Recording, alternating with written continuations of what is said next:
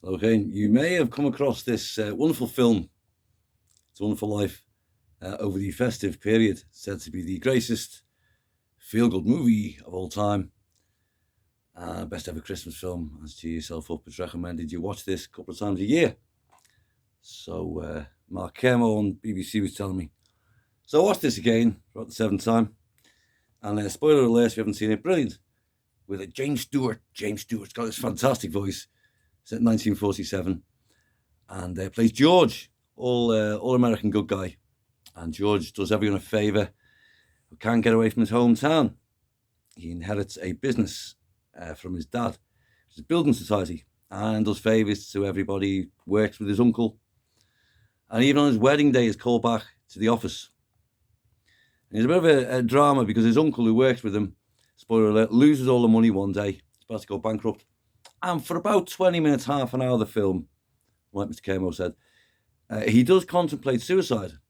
It's a feel-good movie. It's a bit much. Things are falling apart, as they tend to do.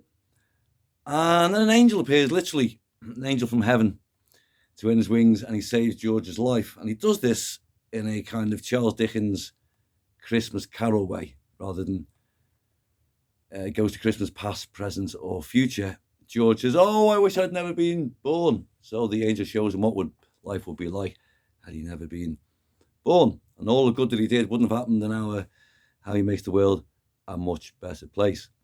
But really what the angel shows him is his life. And he does have a job for life note, not a 0 hours contract back in 1947, job for life. Not just any old job. He runs his own business and owns his own home and helps other people own their own homes. And he has what we would call a family support network. I think he had a community, he had a neighbourhood, and everyone in the neighbourhood knows George and likes George. He got respect from his peers. He's got lots of friends. His uncle works for him. How close is that in his family? He has 4 adorable children. But most of all, he's married to Donna Reed, who is still one of the most beautiful women ever of all time. And how George looks swoon. And in this film, she plays the perfect wife. Adorable, loyal, faithful, loving.